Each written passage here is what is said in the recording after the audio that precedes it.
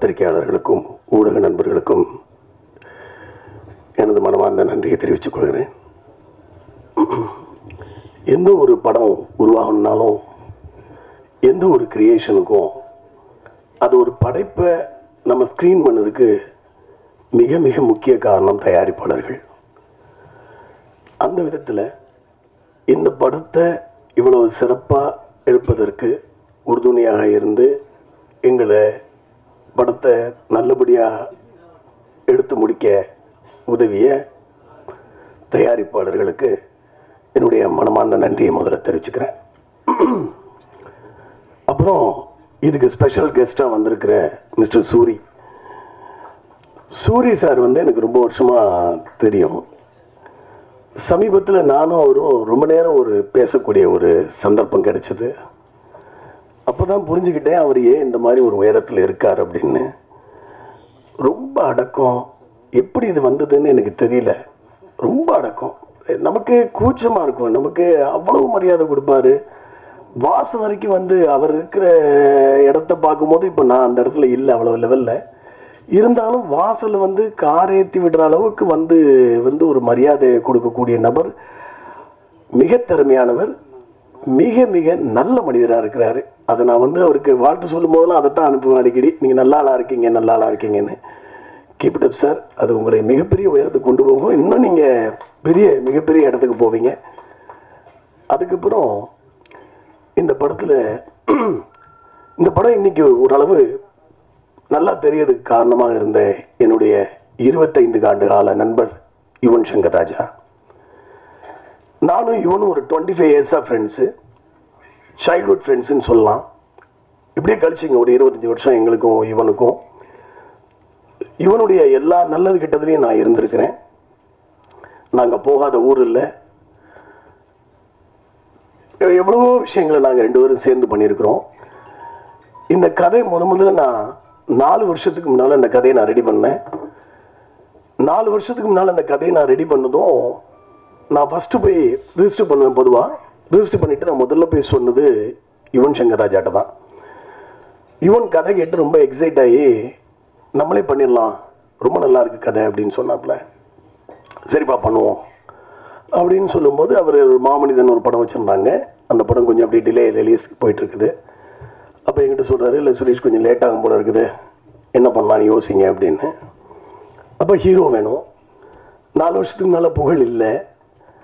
அப்போ அந்த கதையை எடுத்து கொண்டு போய் பேர் சொல்லலாம், தப்பு இல்லை, அவரும் நல்ல மனிதர் தான். மிஸ்டர் யோகி பாபுட்ட போய் இந்த கதையை நான் சொன்னேன்.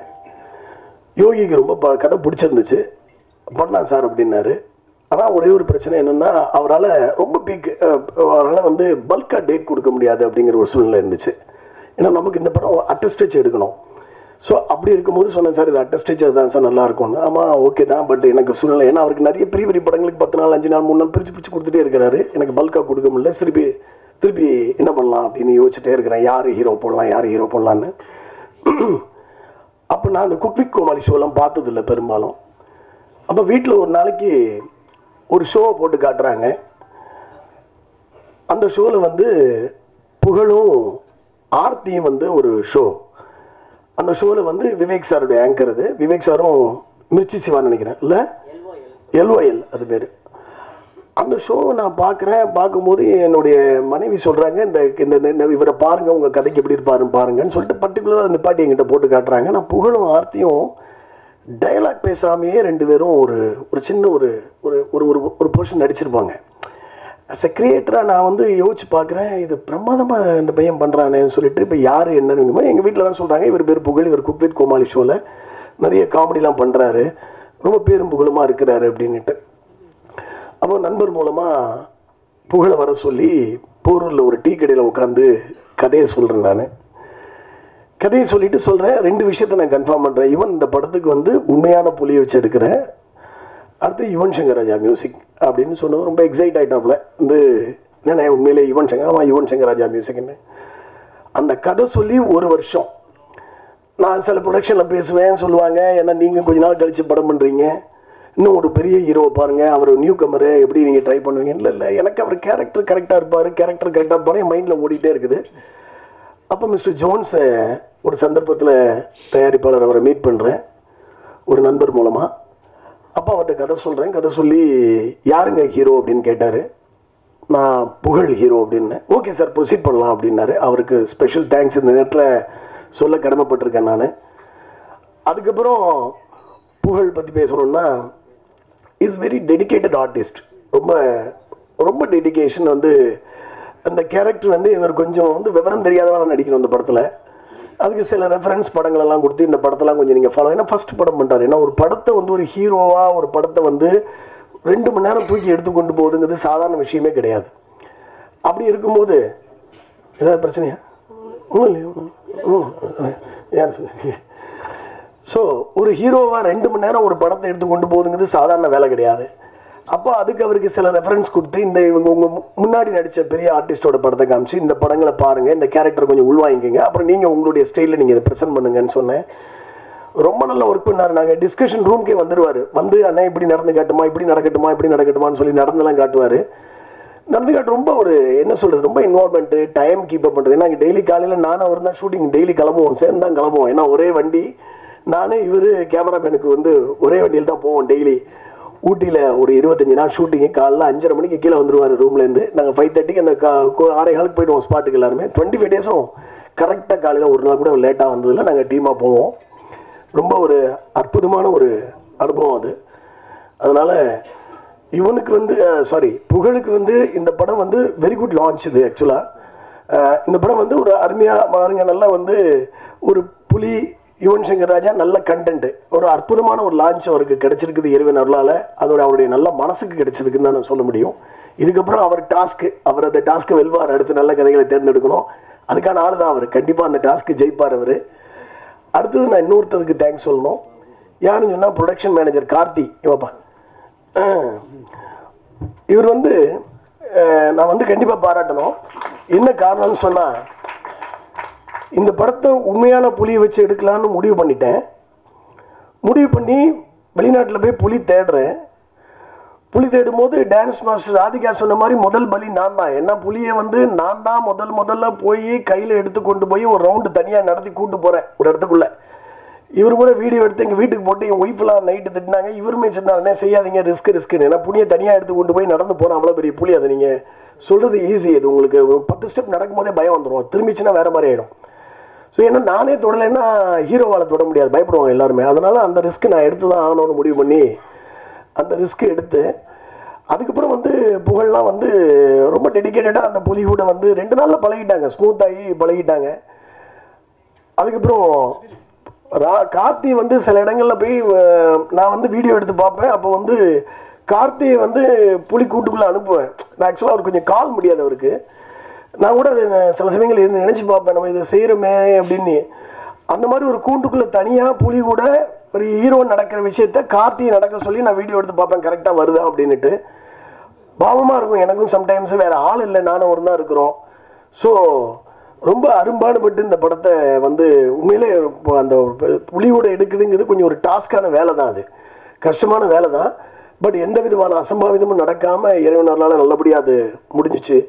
அதில் எங்களுக்கு ரொம்ப சந்தோஷம்.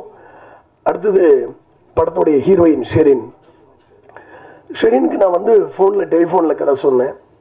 கதை சொல்லி இதம்மா கேரக்டர் அப்படின்னு சொன்னேன். அந்த கேரக்டர் அந்த பொண்ணுக்கு ரொம்ப பிடிச்சிருந்துச்சு. யார் ஹீரோ அப்படின்னு கேட்டாங்க. புகழ்னு சொன்னேன். ஹூ இஸ் புகழ் அப்படின்னு கேட்டாங்க. இந்த மாதிரி குக் வித் கோமாளி ஷோவெல்லாம் பாருமா அப்படின்னு சொன்னேன். அவங்க பார்த்தாங்க. முதல்ல புகழுக்காக ஹீரோயின் தேடும்போது நிறைய ஹீரோயின் வந்து அவர் வந்து இப்போ தானே வந்துட்டுருக்கிறாரு. இப்போ எல்லாம் இயல்பு நடக்கிறது தானே சினிமாவில்.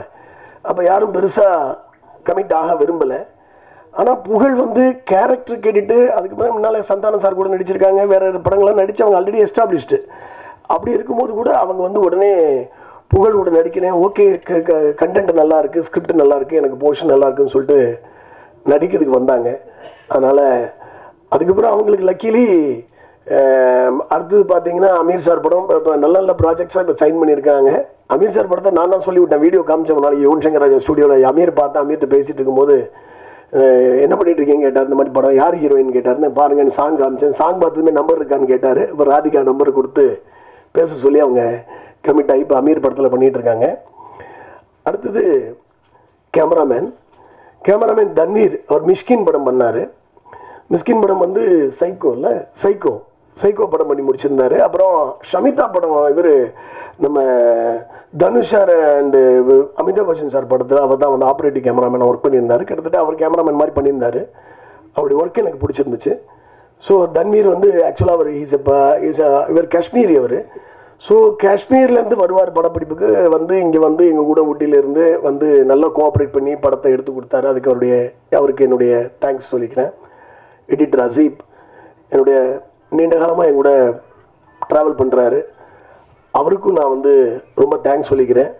அடுத்தது முத்துக்காலை சார். முத்துக்காலை என்னுடைய வேலை படத்தை பற்றி சொன்னார். வேலை படத்தில் வந்து ஸ்டண்ட் சிவா வந்து மாஸ்டரு, ஸ்டண்ட் சிவாக்கு அசிஸ்டண்ட்டாக வந்து முத்துக்காலை வந்து ரோப்பெல்லாம் கட்டிகிட்டு இருப்பார். அப்போருந்து முத்துக்காலை எனக்கு தெரியும். அப்போ முத்துக்காலை என்கிட்ட அவர் தான் சொன்னார், அண்ணே உங்கள் படத்தில் நான் வந்து ரோப்பெல்லாம் கட்டினேன் அப்படின்னாரு. ரொம்ப சந்தோஷம். நான் ஆக்சுவலாக கதை எழுதும் போதே இந்த கதாபாத்திரத்துக்கு இவங்க வேணும்னு எழுதுறது என்னுடைய பழக்கம்.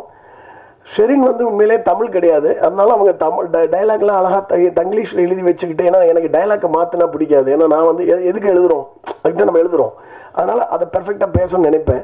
அவங்க அதை பெர்ஃபெக்டாக எடுத்துகிட்டு வந்துட்டு அந்த ரியாக்ஷனோடு அவங்க நடித்து கொடுத்தாங்க. விஜய் சியோன் அவர் வந்து எனக்கு வந்து ஒரு வில்லன் வேணும். அந்த வில்லன் வந்து எனக்கு வந்து படம் ஒரு பெரிய இந்த மாதிரியான படம் இல்லை, ஆக்ஷன் பேக்கடு படம் கிடையாதுல்ல, அதனால் ஆனால் பயம் வரணும் அப்படின்னு ஒரு கேரக்டர் அது. அப்போ விஜய் வர சொல்லி டெஸ்ட் எடுத்து பார்த்துட்டு கொஞ்ச நாளைக்கு அவர் நடிப்பு பயிற்சி கூட அனுப்பிச்சி விட்டோம். நாங்கள் அவர் போயிட்டு நான் நடிச்சுட்டு தான் இருந்தார், இருந்தாலும் போயிட்டு வாங்கன்னு ஒரு 15 நாள் போய் கிளாஸுக்கு போயிட்டு வந்து சொன்னார். நானே இந்த மாதிரி பண்ணிட்டேன்னாரு. பட் ரொம்ப நல்லா ட்ரெமெண்டஸாக ஒர்க் பண்ணி கொடுத்தாரு எங்களுக்கு. அவருக்கும் என்னுடைய நன்றியை தெரிவிச்சுக்கிறேன். Stunt master, my dear friend, ரொம்ப அமேசிங். அந்த கிளைமாக்ஸில் அடிக்கிறதுலாம் பார்த்தீங்கன்னா அந்தளவுக்கு லைஃபாக எடுத்து கொடுத்தாரு. ஆக்சுவலாக வந்து ஒரு காட்டுக்குள்ளே ஒரு சேஸ் ஒன்று எடுத்தோம், அதெல்லாம் ரொம்ப பிரமாதமாக ஒரு ஷார்ட் டைமில் ரொம்ப அற்புதமாக ஒர்க் பண்ணி கொடுத்தாரு. அவருக்கு என்னுடைய ஸ்பெஷல் தேங்க்ஸ் நான் இந்த சமயத்தில் தெரிவிச்சுக்கிறேன். அடுத்தது டான்ஸ் மாஸ்டர்.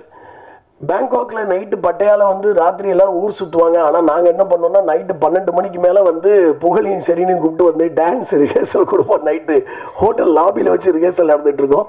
பாவம் அந்த அம்மா தூங்க விட மாட்டோம், 12 மணிக்கு வாங்கன்னு சொல்லி டான்ஸ் ஆடுங்க, ரிஹர்சல் என்ன பண்ண போகிறீங்க கேட்டே இருப்போம். அதை வந்து அவங்க சிறப்பாக பண்ணி கொடுத்தாங்க.